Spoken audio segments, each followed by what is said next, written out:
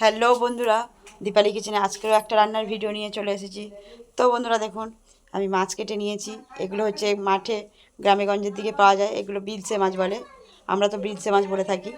তা বন্ধুরা দেখুন, এই বিলসে মাছ দিয়ে একদম জ্যান্ত, যেহেতু এটা তো মাঠে ধরা মাছ, এই জ্যান্ত বিলসে মাছ দিয়ে আর এই তার সাথে আলু আর ডাঁটা কেটে রেখেছি, লাউ ডাঁটা, এটাকে দিয়ে একদম পাতলা একদম হালকা ধরনের একটা ঝোল বানাবো। তা বন্ধুরা দেখুন, কড়াটা আমি বসিয়ে দিয়েছি। কড়ার মধ্যে এবার সর্ষের তেল দিয়ে দেবো। সর্ষের তেল,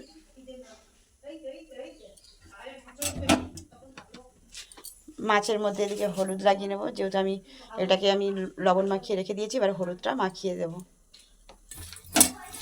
দিয়ে এইভাবে মাছটা মাখিয়ে নেব।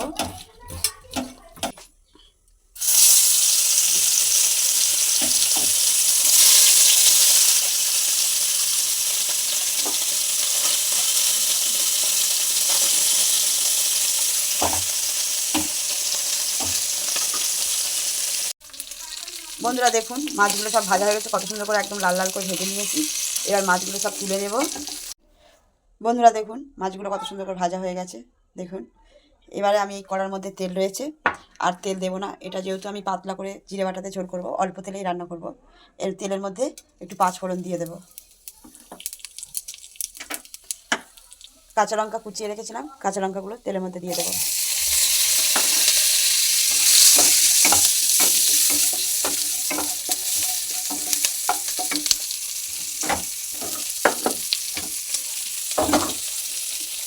আলুগুলো কেটে রেখেছিলাম, আলুগুলো এবার তেলের মধ্যে দিয়ে দেবো।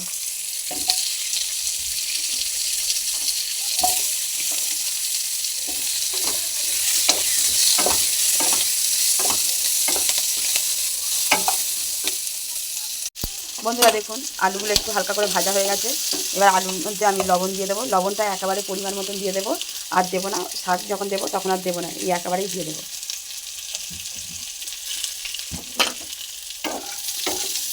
হলুদ গুঁড়ো দিয়ে দেবো, জিরে গুঁড়ো দিয়ে দেবো,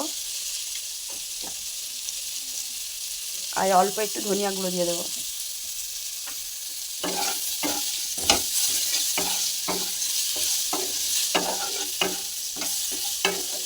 আলুটা মশলা দিয়ে তৈরি হয়ে গেছে।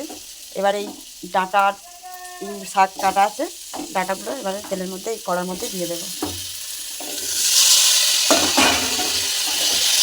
দিয়ে এইভাবে কষিয়ে নেবো।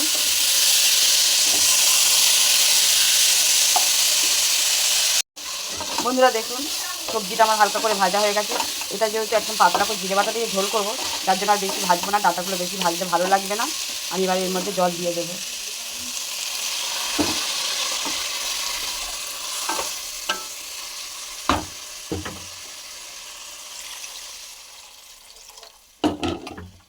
জলটা একটু বেশি দিয়েছি, কারণ একটু পাতলা করে ঝোল করব। এবার ঢাকা দিয়ে দেব। ঢাকাটা খুলে দেখব।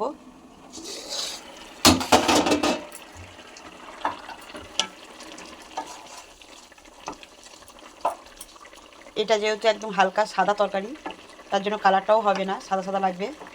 তো দেখুন বন্ধুরা, সবজিটা আমার এখন সেদ্ধ সেদ্ধ হয়ে গেছে। আমি এর মধ্যে এবার মাছগুলো, ভেজে রাখা মাছগুলো সব দিয়ে দেবো কড়াই।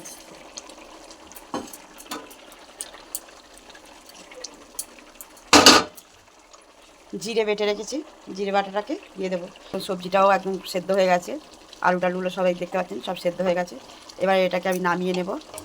বন্ধুরা দেখুন, ডাঁটা দিয়ে আলু দিয়ে একদম বিলসে মাছ দিয়ে মাছের ঝোল পাতলা করে রেডি হয়ে গেছে। তা বন্ধুরা কত সুন্দর লাগছে দেখুন। এইভাবে আপনারা একবার ট্রাই করবেন।